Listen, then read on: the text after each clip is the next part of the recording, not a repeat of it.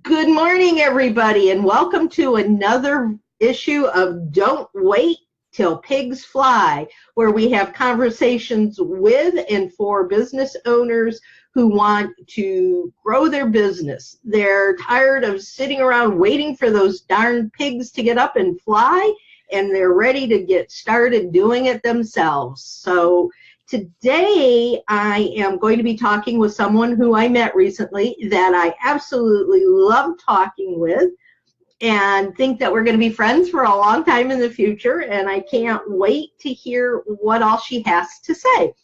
Her name is Chantal Bosse, and this is what her bio tells us.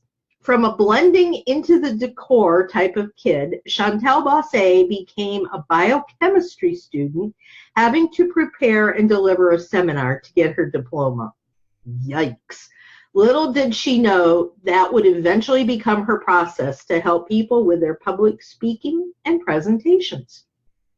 Through her unusual career path, from lab technician to creating Chablis in 2004, to share her passion for visual communications, she understood how communications were important at all levels of our lives. Since then, Chantal became a TEDx speaker coach since 2012 and a Microsoft PowerPoint MVP since 2013. As a presentation and visual communication leader, she spends her time between writing, training, coaching, and designing for her clients and speakers. In May 2018, she launched the Women in Public Speaking podcast to help empower and inspire more women to embrace public speaking and up their game while taking the stage. Chantal and her business partner help public speakers and business people master the steps required to become impactful and sought-after presenters and leaders. 1, find a compelling story. 2, refine a message. And 3, design clear and impactful visuals. This formula empowers the clients to deliver their talks in a memorable and authentic way and even get a standing ovation. From story, message, design, delivery, and equipment, and event coordination, they help their clients achieve success and transformation with their audience. Welcome, Chantal. Oh, thank you, Nancy. Thank you very much. I'm so happy to be with you. Boy, I just read that bio and I'm going, ooh, how did I get the privilege of talking to this woman? Well, I'm just another human being with a passion that decided to try to make a difference. Well, it certainly looks like you're doing a good job of that. That's wonderful. And I really do thank you for being here. And I am going to jump right into our discussion with a question for you that I think is important for everybody who is in business, starting a business, and something that we all probably have done and need to know what it is not to do it again. And that is, what is the number one mistake that people make when they're starting to prepare a presentation? It's really simple. And that number one mistake is starting into your presentation tool. Whether you're using PowerPoint, Keynote, Prezi, I don't care what the tool is. It's always the same problem. Starting in the tool gets us in the mode of, how do I make this look good? Will this be animated the right way? And we're focusing on the content, or the container, I should say, focusing on how it will look. And sometimes we're just drawn to what the tool is giving us as a standard, either titles and bullet points and stuff like that, which is not good. We're not in the creative mode of trying to figure what's the most important thing about my talk. What's my message? Who am I speaking to?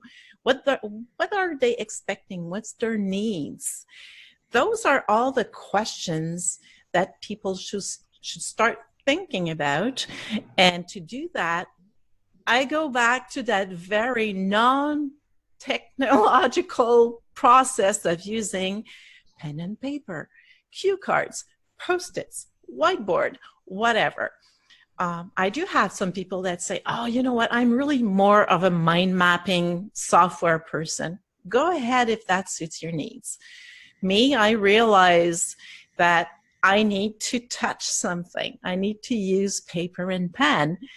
And it's funny because when I share a little bit more about my story now, how I started, when I was the biochemistry student and I had that seminar to give, that first time that I said, okay, failing that seminar is not an option. I'll fail my bachelor's. The way I prepared that talk was, with transparencies. We didn't have computer at the time. Transparency and Sharpies. And I drew all the diagrams and all the graphics I want to talk with instead of having lists. And that was transposed to what I did when I was an instructional designer in telecommunications. And I was working with instructors that they say, oh, well, just put whatever I have in the book. I told them, no way, you need to think about the visuals.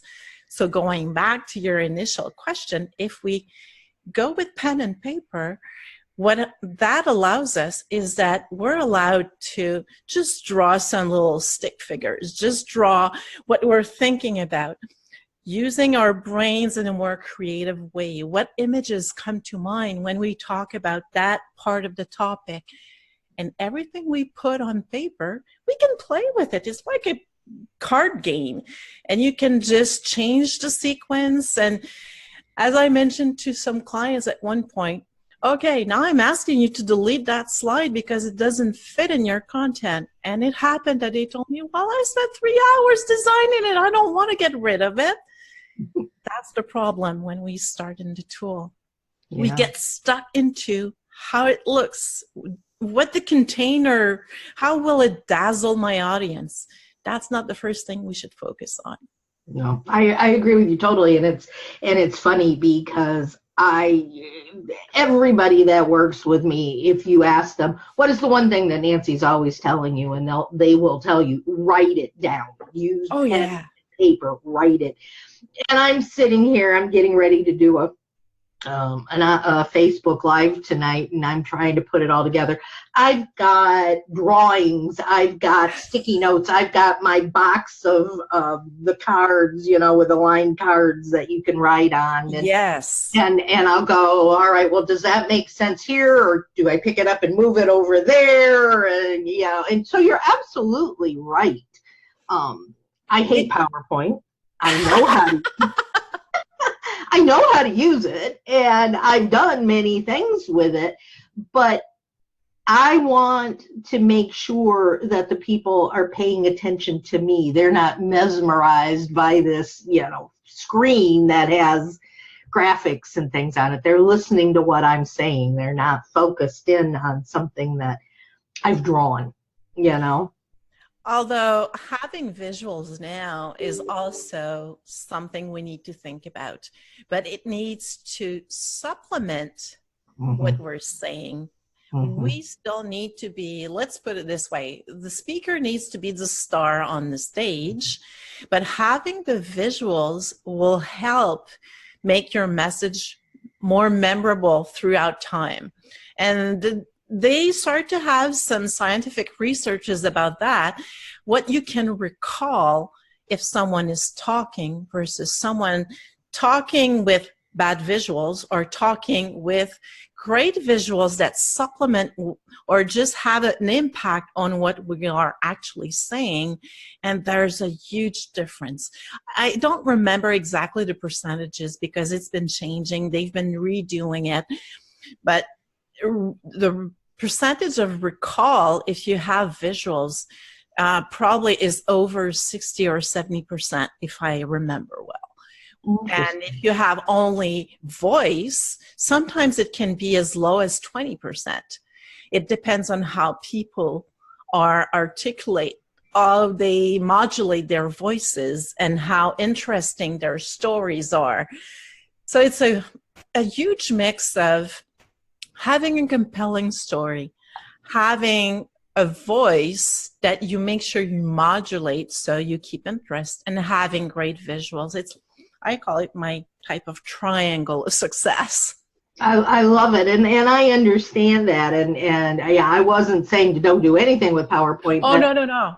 But I know I've read in the past as well that, you put them to sleep, don't overdo it with the PowerPoint, and, those kinds of things. And so I agree with you totally in that you do need to be the key person, and oh, yes, maybe do bullet points instead of having everything. Don't read everything that you've got on your PowerPoint. You do talking, and maybe there's a bullet point that brings up one of the conversations you're having. Is that what you're talking about, doing something like that? And even moving away from bullet points, because right now, actually, people have been almost trained to come into a hateful or negative state just because they see bullets on slides, because we've been overdoing it for so many years. And yes, you had walls of text on slides, and most of the time bullets that went with them. So moving away from bullets will help. Just having a few keywords. Having a simple phrase, sentence on a slide doesn't require any bullet. Even a small list, why use bullets? If we have enough spacing in between, it's quite clear that we have 2, 3, 4 elements without any problems. So it's really something that it's not required. The less bullets now, the better it is. Okay. Now, you mentioned something when we were first starting the conversation, and that was Prezi. And I have used Prezi a lot, and I love it. And that takes you away from all of this that we're talking about and brings in a whole new dynamic. Why don't you talk to us a little bit about your thoughts on Prezi? Prezi can be a great tool if used well. What happens is that so many people start using it without having a nice comprehension of perspective and movement. And that did bring up some very awkward situations during which some audience members were just getting kind of dizzy or had that little motion sickness thing to it. And I personally encountered that at one point. A person was using Prezi, but the movements were so big. I said, oh, geez, I just cannot stand this anymore. I'm starting to get motion sickness. And I realized it's all in the way we use that. If people are planning well, because yes, you have that huge canvas that you can build upon, but if not used well, and if you don't have a perfect idea, what's my story, what's my thread from start to finish, you can fail big times with Prezi as much as with the other tools. So it's just a matter of how you use it. Well, I think that sounds to me like the first thing that jumps into my mind when you're talking about all of this stuff is no matter what tool you choose to use, you need to understand how to use it properly. Absolutely. It's not about the tool. It's really first about your audience, their needs, the message you want to convey. Second, it's having the basic knowledge to use your tool properly. Sometimes my husband and I will say to clients, well, you know what? We could hand you the keys of a Ferrari, but if you don't know how to drive properly, you won't be a better driver because you're sitting in that luxury car. It's the same with whatever tool. You need to learn the basics. Some people say, well, I don't have time. Well, for as long as you don't have time to learn the basics, you won't have the great results that you want.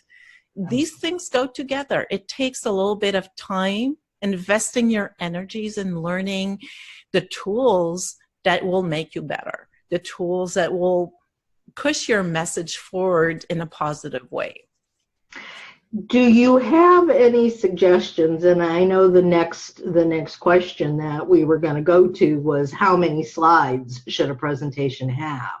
and I want the answer to that, but do you have any suggestions on when to use the different tools? Is there a particular time when maybe using PowerPoint would be better, but then at another time, maybe if you know how to use all of these things, that maybe you do use Prezi or you use something else? Is there or is it just what you feel better using?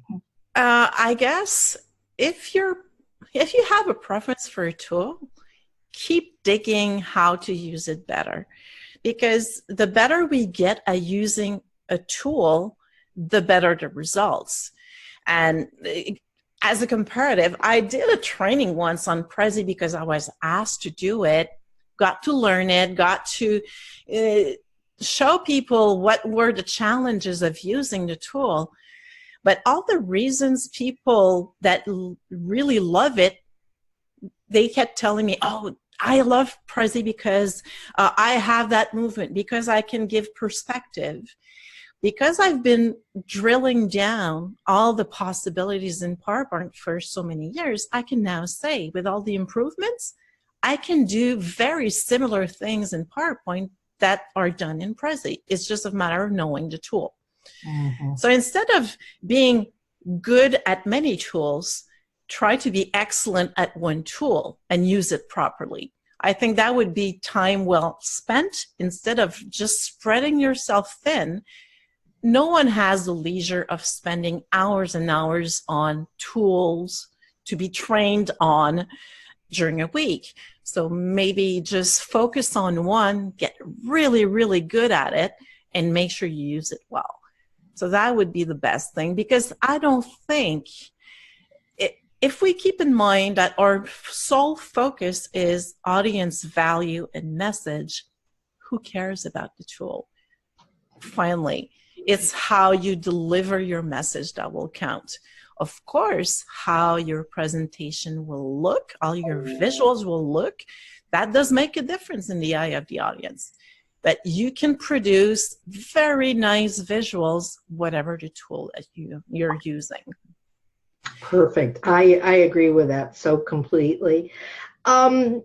Let's jump into the next question. I wanted to get that comment out of the way first, because I know that slides are a part of all of them, but when I hear slides, I think specifically of PowerPoint. Yes. If we're using a PowerPoint for a presentation, what's the optimum number of slides? You'll probably laugh at my first answer. Who cares? I love it. I love it. That's perfect. Who cares? Because it reminds me of a client that said, oh, you know what? I'm not allowed to use more than 10 slides. I said, no way. What are you talking about, 10 slides? Because what we should focus on is creating a momentum, making sure we have visuals that change on a regular basis. So we have, I'm not sure I like the word, but it's still the right word to use. You keep your audience entertained, so to speak. Why are people watching so many videos? Why do we remember about ads on TVs and stuff like that? Because we have a quick pacing of visuals. If we recreate that modulation of pacing in terms of visuals in our presentation, that's when we get the most impact. And the most rational people will say, well, you're still not answering my question. I want to know how many slides. Well, try to think, if you have to spend 5 minutes on a slide, that's way too much. That's way too boring for most audiences. If you have that much content on a slide, it should be divided. Mm-hmm. So if you spend 5 minutes on it, but instead, if you have 10 slides, it means that you'll be spending half the time on all the slides. And you could go down like that. Try to think in terms of, if I try to have content that I change my slide every, let's say, anything in the range of 30 seconds to a minute. That means that usually you have one point that you make on the slide and then you move on. If you have one point that's really complicated, divide it so you have a build. And when I say divided, yes, we could use animation so we have a building animation. Either way, that doesn't matter the process you're using, but people that are not familiar with animations, just divide it on several slides. You'll have a very similar effect, but you won't be wasting your time on a feature that you're not familiar with. Absolutely. So there are more than one way to have a great end result. Is just using it to make sure that we're efficient. We're not wasting on any time on something that we could do in maybe half an hour instead of 2 hours. So in terms of pacing, every time you have a visual movement, meaning a slide transition, that helps keeping the attention of your audience. That helps reducing that wandering time to, I'll go on Facebook, I'll go check my emails, because we all have smartphones, or at least most people do. So the more movement that you have, and that visual movement is tied to your message, your story, the more focused the audience will stay. And they will stay in the present moment with you. That's what we want. Yeah. I'm going to ask you a question which we have not talked about at all. And so I have no clue what my answer is going to be. And that's one of the first things you learn that you're not supposed to do. But I'm going to jump in anyway. Like I said earlier, I know how to do PowerPoint, but you're talking about the animations. You're talking about all of this. And I'm thinking, oh my God, my stomach's just churning, thinking I have to figure out how to do that kind of stuff. No. Is that something that you do with your business, is to actually help the people create the PowerPoint slides and help with the presentation? Absolutely. Because for me, sometimes people say, my service is I build presentations. I always tell clients, you know what, building your presentation usually will require me to understand a little bit of your content. What's your message? So we make sure that the visuals that are in there are really relevant, but at the same time, if you're willing to invest in yourself and learn a little bit along the way, and that's been more and more popular, I would say, in the past year or so, clients realize that if they take a bank of hours with me, they can work on the message and structure. They learn how to use the tool properly, but they only learn what they need at that moment. And then they keep moving forward and they realize, it's not as complicated as I thought it would be, because they just add the bits and pieces that are required during the building process of the visuals. Mm-hmm. And of course, I do have clients that they don't want to have anything to do with the building part. Yeah, and that's still okay. Of course, I usually ask a lot of questions, and I do need to ask them, what's your delivery style? That is something I need to know. Mm-hmm. Are you the type of person that you're still not familiar with a presentation remote? How do you feel with technology? Do you use presenter view? And usually when I say presenter view, that's when I get some blank stares still these days, because people don't know about it. But that helps relieving the stress and just keeping focused. So all these things, if I'm building for someone else, I will still ask them and poke their brains and make sure that at some point I will make them move a little bit forward in terms of how they handle technology, at least during the delivery part, if they're not doing the building part. Yeah. I know that in a conversation you were having with another friend of ours yesterday, you were talking about presentation, and I really don't know what that is. So why don't you go into that a little bit and explain it to me and to the people who are listening? What is the presenter view? That's the best hidden tool a presenter can use. And you know what? It's not new. It's been in PowerPoint forever. It's just, it was hidden in so many layers of menus and sub-menus and sub-menus in the first few versions of PowerPoint. It was almost impossible to discover. Presenter View, what it does is that when you are in presentation or slideshow mode, on the projection screen, you have the main slide. That's what people see.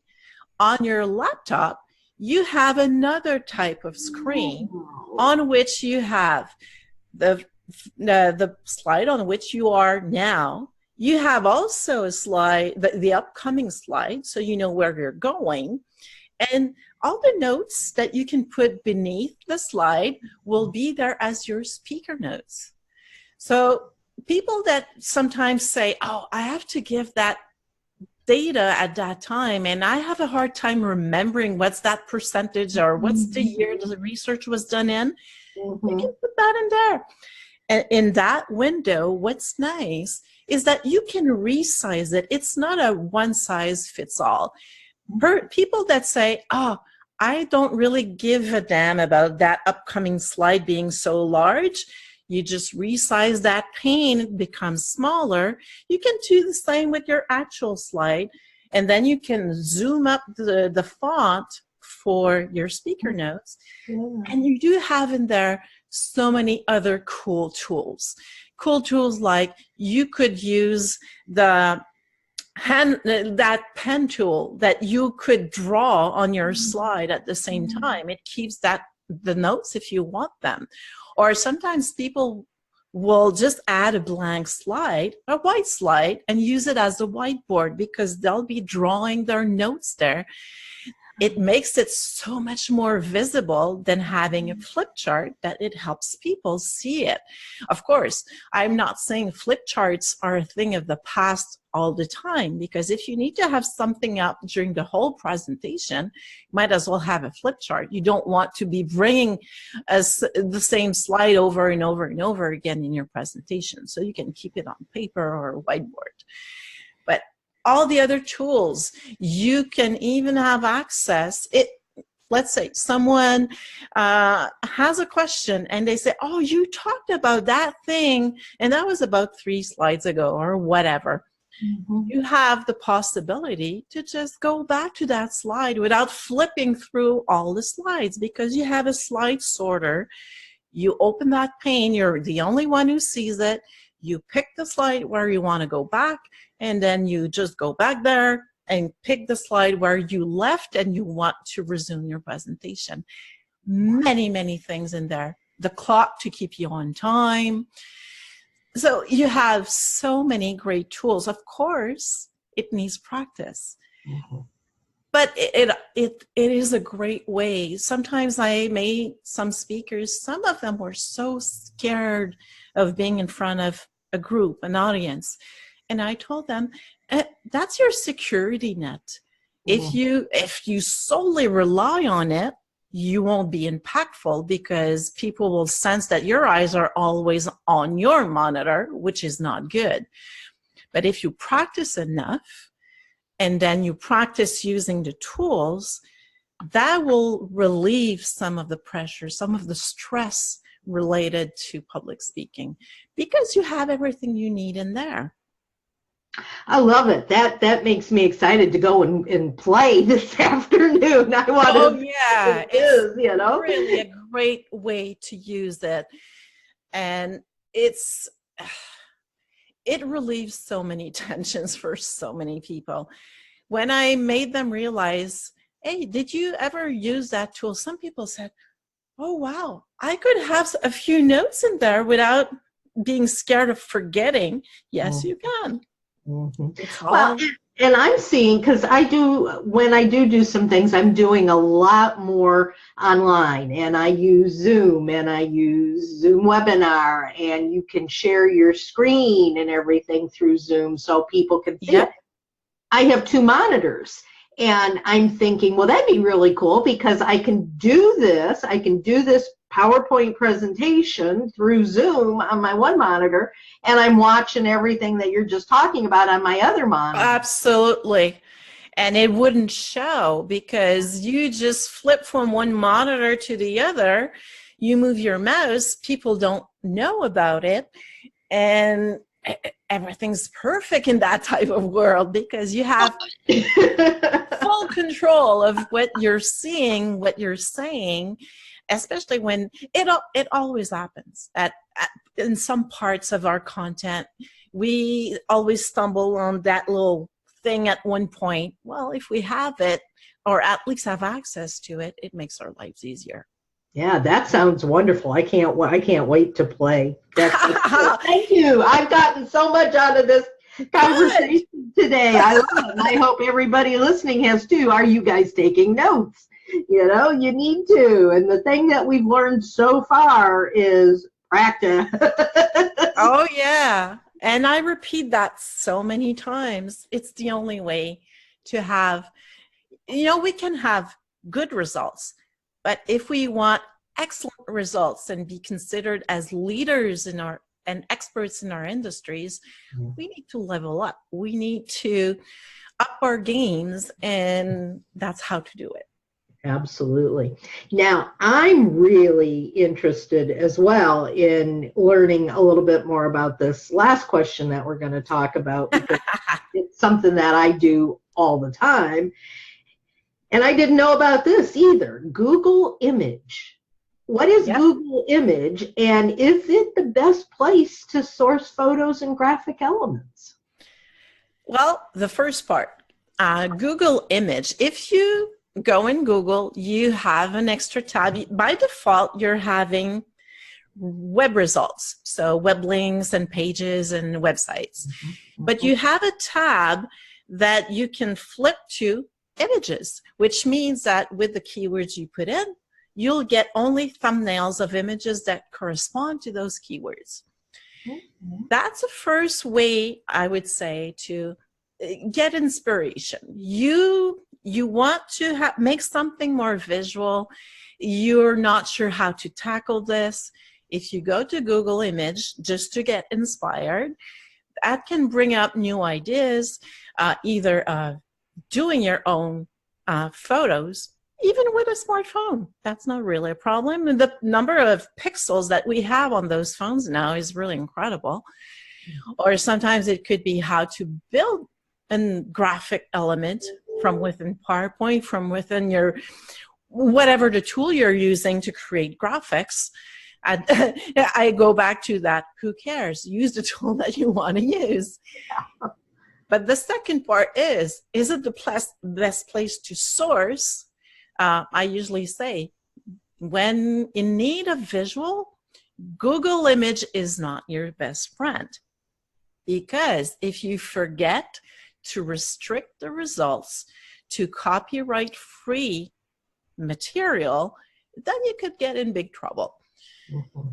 And you can now, it's getting better. If you're using in the Tools tab, then you can restrict the results to a license that is either public domain, I just don't remember if it's in there, but you can restrict to, okay, it's personal use, it's commercial use, commercial with modification, commercial without modification. So you have a list of various licenses that you can restrict your results. It's still a good place to start. Does it mean it's always clear that you can use the material? Not always. Sometimes you try to search on a site and you're not sure, can I use this? If I use it, do I need to attribute and give credit to the author or not? How do I need to do it? So it's a starting point to be inspired, Google Images, but I really recommend using some sources that are well known to have copyright-free graphics, images, movie clips, and illustrations. Anything you want to make sure you can use without having any trouble. that is the best way. And there are tons now that you can use. They're just popping up all the time. I know one that I've been using a lot is pixabay.com, but there's unsplash.com that is also really popular. Although even those sites they're now really, they have given us more access to really quality material in the past few years, which is a great thing. Always check the license. I know that I probably have a tendency to go to Pixabay a lot because it's really clear.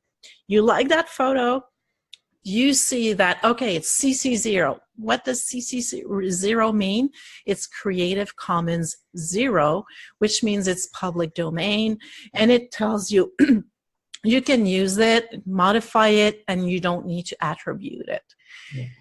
Doesn't mean that you don't need to recognize the great work those people put in. I've been using that site a lot, and at one point for a specific project, I remember I had a theme that the creator that popped up was almost always the same one. I said, oh man, he's doing such a great work and making my life easier for this project. I just clicked that PayPal link and sent them. I think I sent them around $30, $40 just as a recognition for the great work. It doesn't mean that a free site, we should not recognize what the great creators are doing. So it's food for thought. If you prefer the free sites, perfect.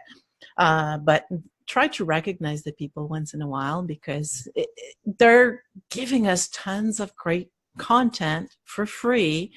But I guess they do have a living to earn also. Makes sense to me, yeah. And in fact, those are my go-to ones as well, Unsplash and Pixabay. Oh, yeah. Just found a couple of weeks ago, and I'm loving it. I cannot think of the name of the site right now, but it's video clips.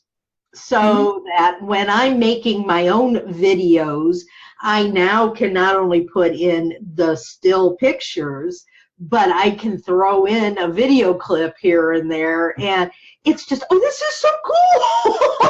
Oh, yeah.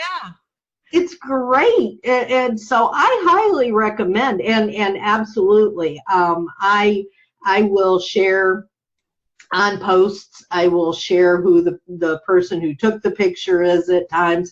I have sent money as well, and it's really nice to know that stuff's there, that I don't have to go out constantly and get my own because there's already something there that I can use. Thank you, That's it. Oh, and you just mentioned the video, and I was curious, and I restricted my browsing to videos in Pixabay a couple of days ago, and it brought up quite a few interesting clips in there, and I didn't even have any keywords at the time. So I figured, oh, they're really, upgrading the quantity of information they make available on the site, which is really awesome.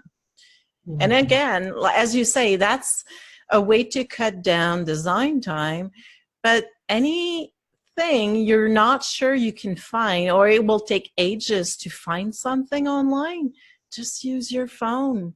Yeah. Because you're better off having a non-professional picture or even a video clip that will really talk and resonate with your audience because it's real, than having a very, staged stock photo that has been reused over and over and over again. That it just brings up kind of a mixed feelings in your audience. Yeah. Sometimes we're better off just avoiding them and creating our own. And it creates another connection with people in the audience when they realize that we did it ourselves. That's even better.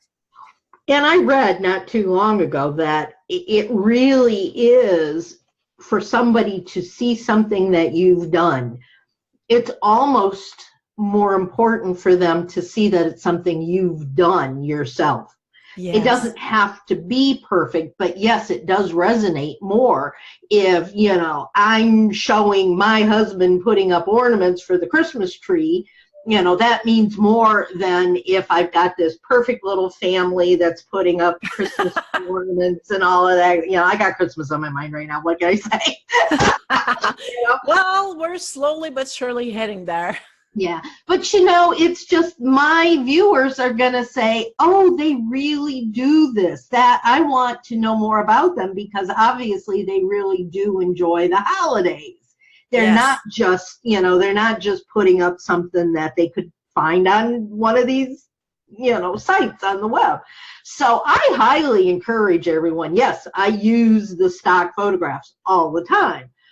But if I can get something myself that I've done either on my phone or my tablet or, something, I'm much more going to choose that than than I am something else.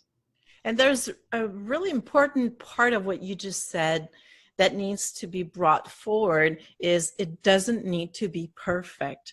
It's true for your pictures, your video clips, and it's true for you as a speaker.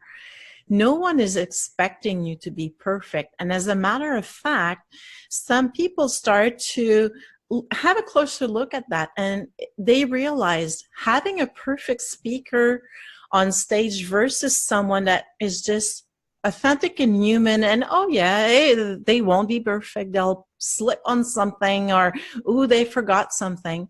The impact they have on the audience is higher for the imperfect speaker, because the audience can relate.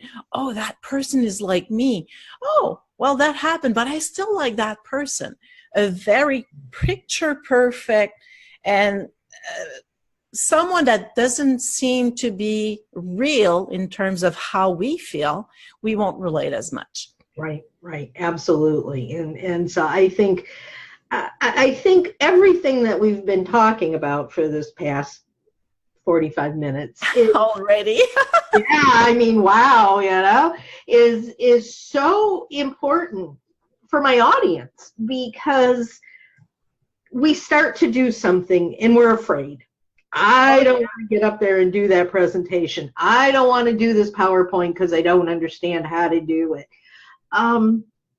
There's a phrase that I've heard, and I'm paraphrasing it. I can't quote it exactly, but it's like the Nike swoosh. Just do it. That's it. Get out there and do it.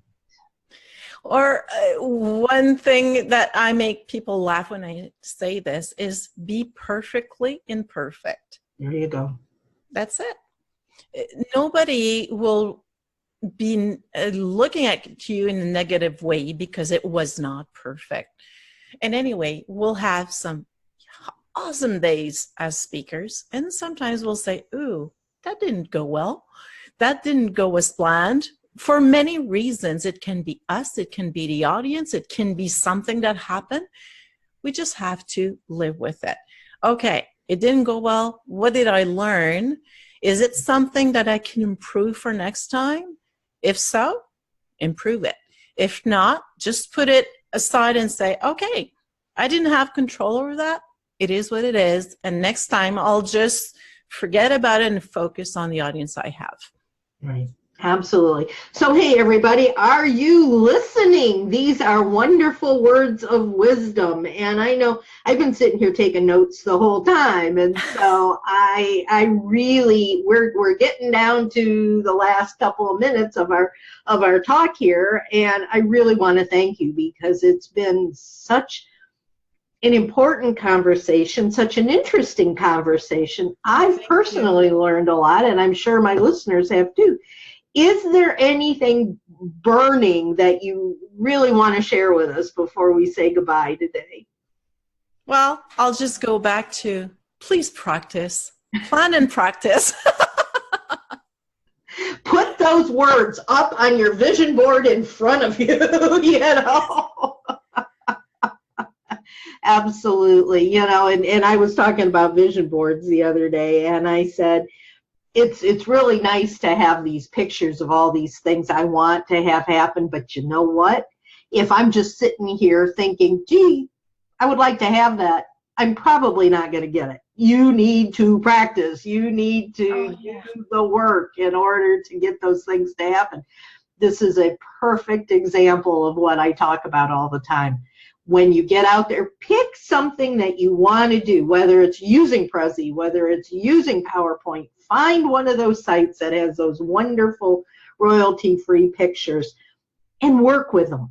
Make sure that you've got as much as you possibly can, knowledge and experience, and you guys will do great.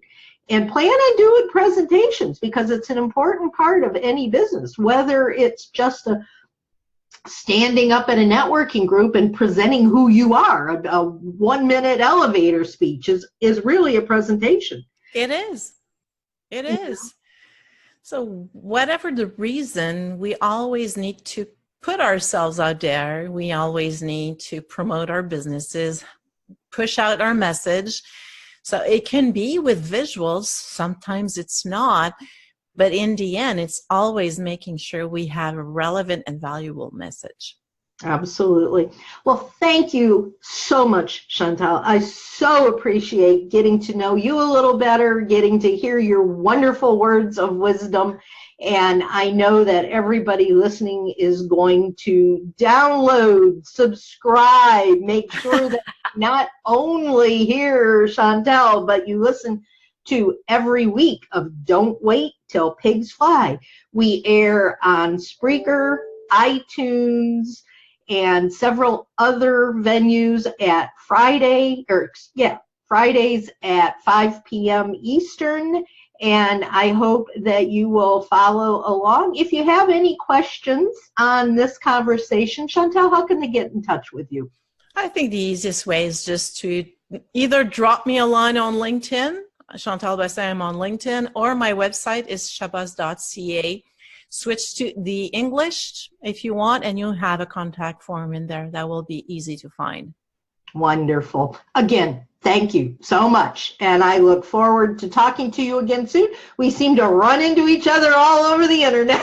Looks like it, and thank you for having me. It was a pleasure. Thank you so much. And with that, guys, we'll talk again soon. Take care. Have a wonderful day. Do not sit there waiting for those pigs to fly, but soar higher. Bye-bye, y'all.